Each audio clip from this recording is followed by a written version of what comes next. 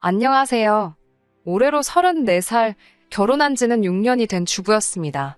남편과 저 사이에는 아이가 없었고요. 검사를 받았는데 문제는 제 쪽에 있었고, 이 사실을 친정도, 시댁도 알고 있던 상황입니다. 그래도 남편한테 문제가 있는 것보다 저한테 문제가 있는 게 시술을 통해 극복할 수 있는 확률이 더 높다길래 몸 상하지 않는 선에서 계속해서 시도 중이었습니다. 하지만 이제 다 소용없는 일이겠네요. 남편은 요즘 보기 드물 정도의 효자였어요. 어느 정도냐면 혼자 계시는 시아버지 걱정된다며 저랑 결혼하는 것도 다시 생각해보려던 사람이었으니까요. 남편 위로 아주버님이 두 분 계십니다. 아무리 남자만 셋인 집안이어도 장남도 아니고 막내인 남편이 부양의 의무를 느끼고 있다는 게 말이 된다고 생각하지 않았어요. 생활비조로 얼마 정도만 보내주고 시아버지를 말 그대로 손절했다는 형님들은 한 번도 만나뵌 적 없었지만 저에겐 좋은 인상의 사람들이 아니었어요. 저는 남편이 부양의 의무에 대해서 이야기할 때 시아버지께서 어디 불편하신 곳이 있으신 건가 하는 생각을 했었거든요. 혼자서 밥도 못 드시고 집안일도 아무것도 못 하신다는 말을 들었을 때 정말 몸이 어디 안 좋으신 거구나 하고 확신을 했었는데 제 생각이 틀렸었습니다. 시아버지께서는 사지멀쩡하시고 심지어 엄청 세련되시기까지 하셨으니까요. 옷도 젊은 사람들이 입는 브랜드에 대해서 줄줄 꿰고 계시고 멋부리는 거에 관심도 많아 보이셨어요. 오히려 체격도 새님 스타일인 남편보다 훨씬 좋아 보였고요. 첫 인상은 신기하고 재밌으신 분이었지만 그때 왜 형님 되실 분들이 시아버지를 손절했는지 깨닫게 되었습니다. 전형적인 한량 스타일의 시아버지였고 책임감이나 생활력은 전혀 없어 보이셨어요. 결혼이야 애초부터 양가 지원받을 계획이 없었기도 한데 첫 만나는 자리에서 저희 결혼에 보태줄 돈은 하나도 없으니까 그 부분은 알아서 하라고 못을 박으시더라고요. 그러면서도 결혼하면 첫째네는 자기한테 얼마를 주고 있고 둘째네는 얼마를 주고 있으니 저희가 아무리 막내라도 이 정도는 줘야 하지 않겠냐고 말씀하시며 자기한테 달마다 보내야 할 생활비는 얼마 정도였으면 좋겠다. 이렇게 미리 알려주셨어요. 남편에게는 그때 생활비도 이렇게 넉넉히 받으시는데 왜 부양을 이유로 나와야 결혼을 꺼려 했었냐라고 물어보니 남편은 자기가 말하지 않았냐고 시아버지 혼자 힘으로는 청소며 빨래는 물론이고 쌀밥도 하실 줄 모른답니다. 정말 남이 해주는 것 받아오면서만 자랐고 노는 것 말고는 스스로 하실 줄 아는 게 정말 아무것도 없다고 말을 해왔어요. 그래도 그나마 다행인 건 그런 아버지 밑에서 자란 자식들 셋은 정상이었다는 거죠. 시아버지 앞으로 옛날부터 재산이 많았었다네요. 할머니께서 시장에서 돈놀이 비슷한 거를 하셨고 그 유산을 그대로 물려받았대요. 대책 없는 시아버지 생활에 어머님이 도망가시고부터도 그렇게 경제적으로도 모자람 없이 지내왔다고 합니다. 어찌되었든 지금 빈털터리가 된 상황까지 자기들 교육시켜주고 끝까지 책임지신 것에 대한 은혜를 갚아야 한다고 생각하더라고요. 아버님을 처음 뵙기 전까지는 저는 그냥 아프신 몸으로 자식들 훌륭하게 키워낸 그런 분으로만 생각을 했고 남편도 그 은혜에 보답하고 싶어하는 효자라고 생각했기 때문에 그래도 결혼 초반 몇 년간은 제가 모시고 살 생각도 어느 정도 하고 있었어요. 그런데 아버님을 실제로 뵙고 나서는 그 생각이 쏙 들어가게 되었습니다. 아버님 댁을 나오자마자부터 남편과는 그걸 이유로 옥신각신하게 되었어요.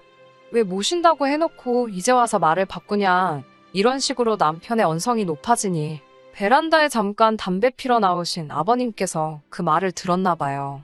저희를 다시 올라오라고 부르시더라고요.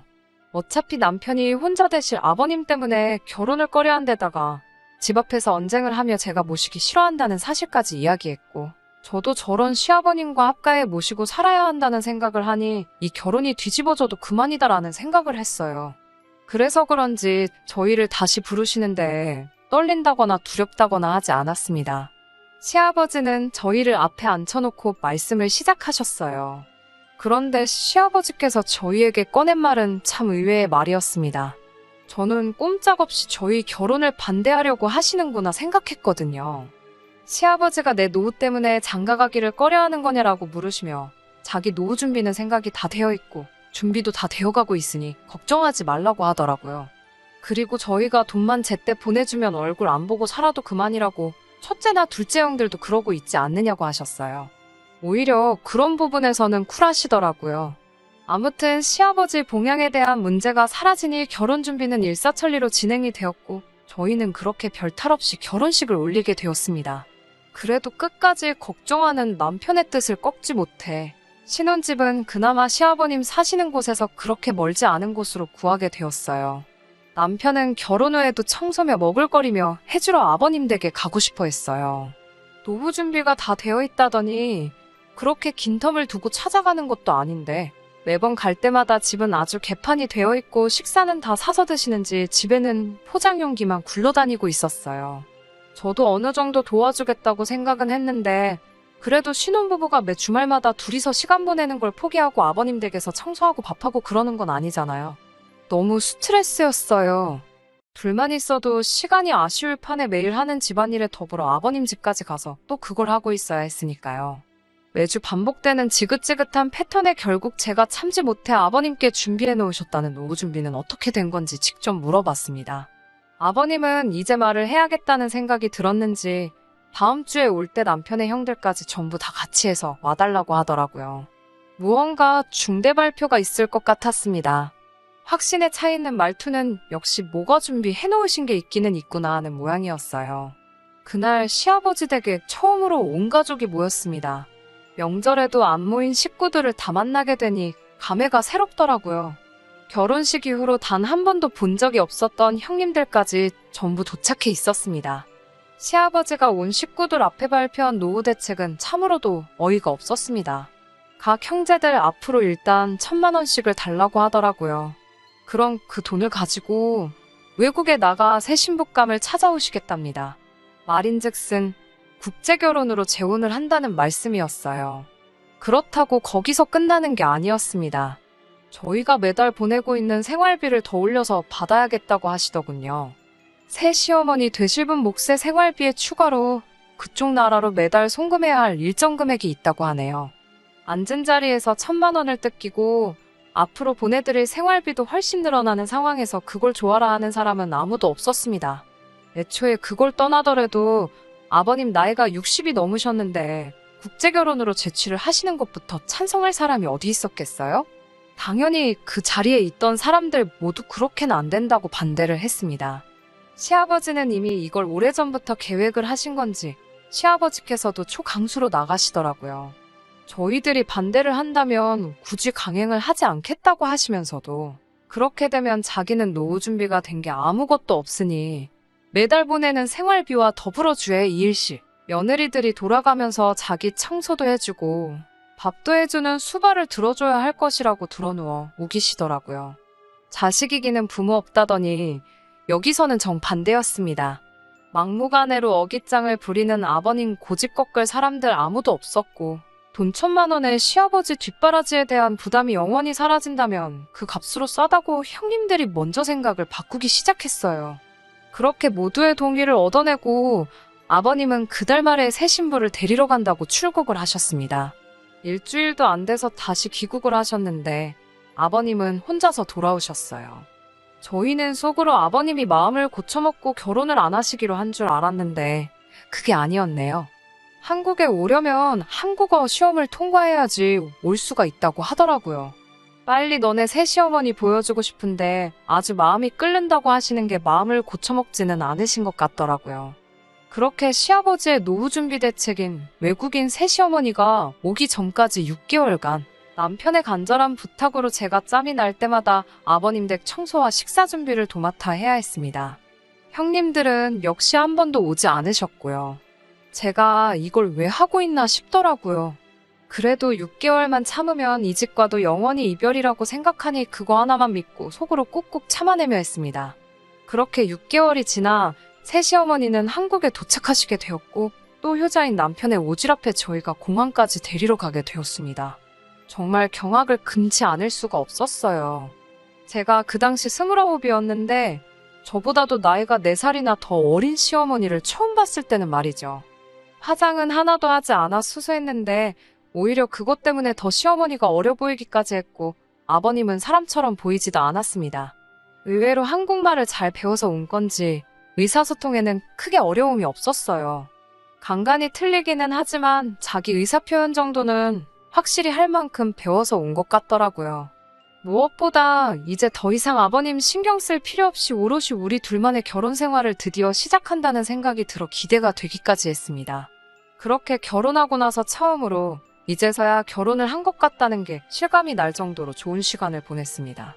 아버님도 솔직히 나쁜 마음에 시집 보낼 딸뻘 되는 여자와 국제 결혼을 알아본 거라 생각했는데 다시 가장이 되었다는 책임감을 느끼신 건지 얼마벌이는 되지 않지만 직장도 구하시고 멀리서 지켜보니 나름 알콩달콩 살고 있는 것처럼 보였어요.